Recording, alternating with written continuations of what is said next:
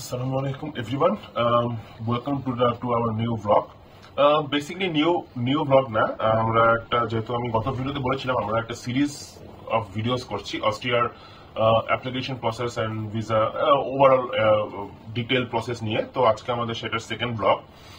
তো মূল ভিডিওতে যাওয়ার আগে আমি কিছু স্ট্যাটিস্টিক্স শেয়ার করি। সেটা হলো ডেইলি স্টারের একটা রিপোর্টে আসছে, সেটা হলো আমাদের গত বছর 2022 এর ডেটা, যেহেতু আমি 2024 এর ডেটা পাইনি। 2022 ডেটা অনুযায়ী 49,151 স্টুডেন্টস এক বছরে বাংলাদেশ থেকে বাইরে গিয়েছে ফর পার্সুইং হায়ার এডুকেশন। এবং যার কারণ হিসাবে ওনারা মেনশন করেছেন সেটা হলো ওনারা তখনকার যে ইউজিসির একজন ঊর্ধ্বতন কর্মকর্তার থেকে যে রিজন গুলো আসছে সেটা হলো প্রথম রিজন হলো বাংলাদেশের যে ইউনিভার্সিটি গুলা মূলত মোস্টলি নিউ যে ইউনিভার্সিটি গুলা আসছে সেটা হলো lack of infrastructural necessities, then skill faculties এর খুব অভাব, এন্ড মোস্ট ইম্পর্টেন্টলি যেটা একটা ইউনিভার্সিটির টপ প্রায়োরিটি থাকা উচিত সেটা হলো রিসার্চ ফ্যাসিলিটিস এন্ড রিসার্চের জন্য এক্সপেন্ডিচার, যেটা বাংলাদেশের মোস্ট অফ দ্য ইউনিভার্সিটিজই নেই। তার ফলশ্রুতিতে রিসেন্ট যে গত 2-3 দিন আগে যে কিউএস র্যাঙ্কিংটা পাবলিশ হলো, কিউএস র্যাঙ্কিং 2024, সেখানে প্রথম 1000 ইউনিভার্সিটির মধ্যে বাংলাদেশ থেকে শুধুমাত্র 3টা ইউনিভার্সিটি এসেছে, সেটা হলো নর্থ সাউথ, ডিইউ আর বুয়েট। সো এখান থেকে আমরা আসলে একটা আইডিয়া পাই যে বাংলাদেশের বাংলাদেশের হায়ার স্টাডিজ এর ইউনিভার্সিটি গুলার level of education and level of excellence এর লেভেলটা আসলে কতটা কোন লেভেলে আছে আর কি, আদৌ আপ টু দ্য মার্ক আছে কিনা।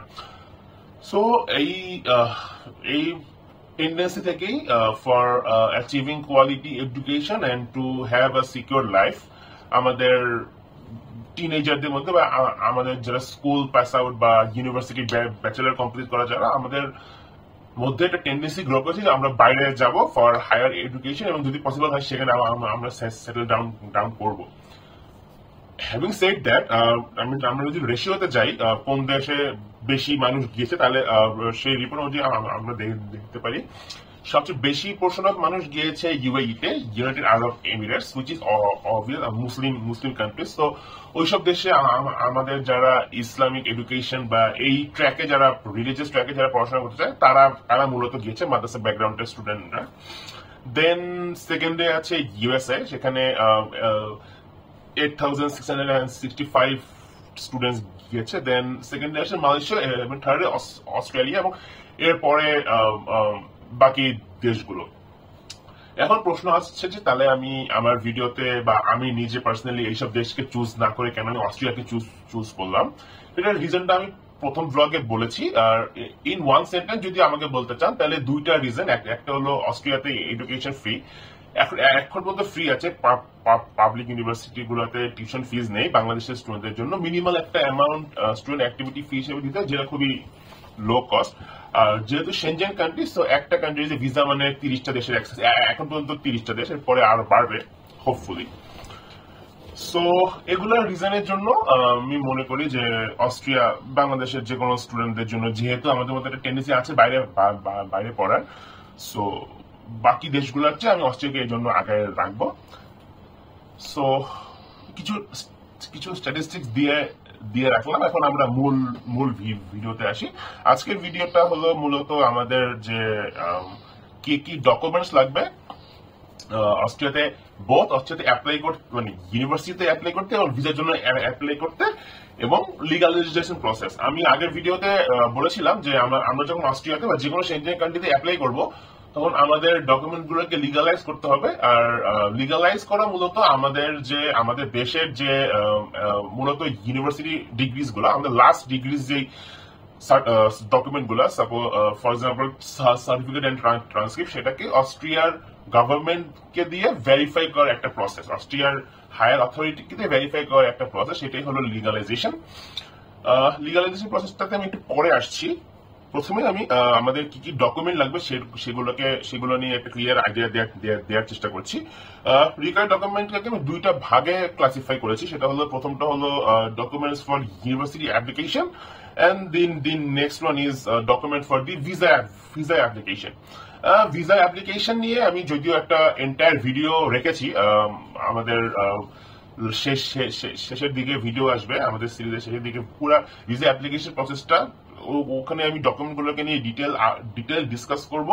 হেন্স আমি এখানে ভিসা অ্যাপ্লিকেশন ডকুমেন্টগুলোকে অত ডিটেলে যাবো না, বাট হ্যাঁ আই উইল ড্র আউটলাইন যে আপনার কি কি লাগবে, সো দ্যাট আপনি যখন university application university offer letter পেয়ে যান, সাথে সাথে আপনি ভিসা ডকুমেন্ট গুলোকে নিয়ে কাজ করা শুরু করতে পারেন।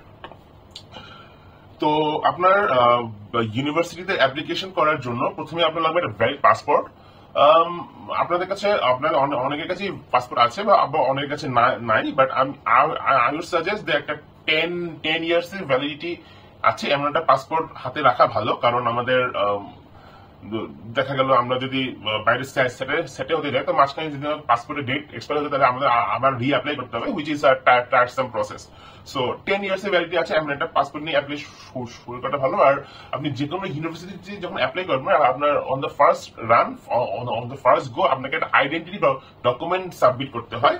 So which is I prefer to upload your passport. একান্তই যদি আপনার কাছে ওই মোমেন্টে ভ্যালিড পাসপোর্ট না থাকে, তাহলে আপনার এনআইডি আপলোড করবেন as an identity proof. Then second সবচেয়ে বেশি ইম্পর্টেন্ট সেটা হলো আপনার একাডেমিক ডকুমেন্ট। এখন একাডেমিক ডকুমেন্টে কি কি আপলোড করবেন? একাডেমিক ডকুমেন্টের মধ্যে আপনার দুইটা অপশন থাকবে। প্রথমে থাকবে হলো আপনার ব্যাচেলার্স এর সার্টিফিকেট ট্রান্সক্রিপ্ট, এবং সেকেন্ডে থাকবে হলো আপনার স্কুল লিভিং সার্টিফিকেট, আপনার সেকেন্ডারি, হায়ার সেকেন্ডারি বা এ লেভেল, ও লেভেল, যার জন্য যেটা অ্যাপ্লিকেবল। মোস্ট অফ দ্য ইউনিভার্সিটিজে সেকেন্ডারি, হায়ার সেকেন্ডারি আপলোড করা ম্যান্ডেটরি না, বাট আরো যেহেতু আপনার কাছে আছে, আপনি ওটা আপলোড করে দেন। আপনার অ্যাপ্লিকেশনের ল্যাকিংস কেন রাখবেন? সো আর এই গেল। আর যেহেতু বলেছি আমি যে আপনার ডকুমেন্টগুলো লিগালাইজ করতে হয়, সো আপনার লিগালাইজড ডকুমেন্টটা আপনার অ্যাপ্লিকেশনের আগে হাতে রাখাটা ভালো। কেন ভালো সেটা নিয়ে আমি একটু পরেই ডিসকাস করছি। দেন আপনার থার্ড যে ডকুমেন্ট লাগবে সেটা হলো আপনার IELTS বা ইংলিশ ল্যাঙ্গুয়েজ প্রফিসিয়েন্সি প্রুফ, অথবা MOI, যেটা মিনিমাম অফ ইনস্ট্রাকশন বলে। টিল ডেট এই সেমেস্টার পর্যন্ত অস্ট্রিয়ার প্রায় সব ইউনিভার্সিটিতেই, কিছু কিছু কোর্স বাদে প্রায় সব ইউনিভার্সিটি MOI অ্যাকসেপ্ট করেছে।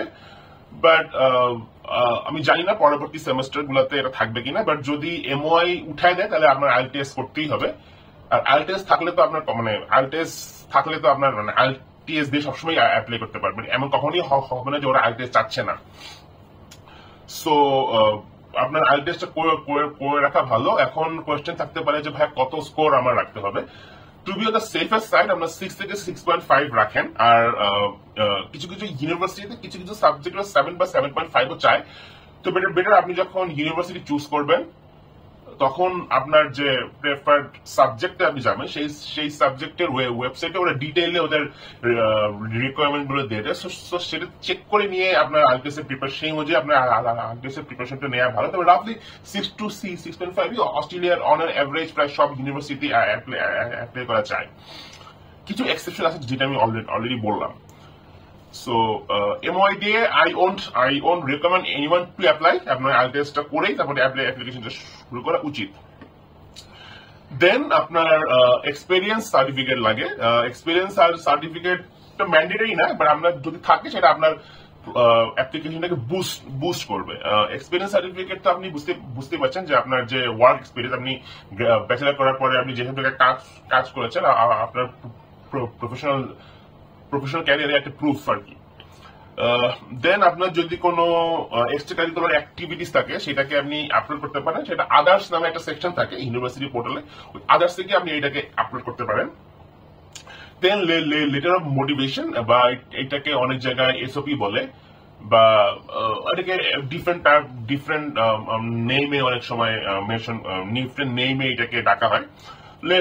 লেটার অফ মোটিভেশনটা বেসিক্যালি আপনার সম্পর্কে আপনার যে আপনাকে যে সিলেকশন কমিটি থাকবে সেই সিলেকশন কমিটির কাছে আপনাকে রিপ্রেজেন্ট করা, যে আপনার ব্যাকগ্রাউন্ড বা আপনার এক্সপার্টাইজ অনুযায়ী কেন আপনি যেই সাবজেক্ট ভর্তি হতে চাচ্ছেন বা অ্যাপ্লাই করতে, সেটার জন্য কেন আপনি স্ট্যান্ডার্ড করেন বাকিদের থেকে। সো এইটার একটা লেটার, এইটার একটা প্রমাণপত্র বলা যায়। সো এটা লেটার অফ মোটিভেশনটা, এটা একটা স্ট্রং লেটার অফ মোটিভেশন থাকাটা ভালো। এটা আপনার সিলেকশন প্রসেসটাকে আরো ফিলথি করে, সিলেকশন প্রসেসটাকে আরো ফাস্টার করে, আরো স্ট্রঙ্গার করে। সো এরপরে আসে রেফারেন্স বা রেকমেন্ডেশন লেটার। এইটাও ম্যান্ডেটরি না, বাট আই উড সাজেস্ট এইটা আপনি রাখেন। দুটো রাখবেন আপনার একাডেমিক প্রফেসর থেকে যারা আপনাকে চিনে, আপনার ইউনিভার্সিটি, যাদের সাথে আপনার সম্পর্ক ভালো বা আপনার সাথে যারা ভালো ভালো কথা বলতে পারবে, যাদের সাথে আপনি কোর্স করছেন বা কাজ করছেন, এমন দুজন থেকে। এবং যদি ফ্রেশার না হন বা যদি আপনি কাজ করে থাকেন, তাহলে আপনার লাইন ম্যানেজার, দুজন বা একজন লাইন ম্যানেজার থেকে। সো ইন টোটাল দুইটা একাডেমিক, দুইটা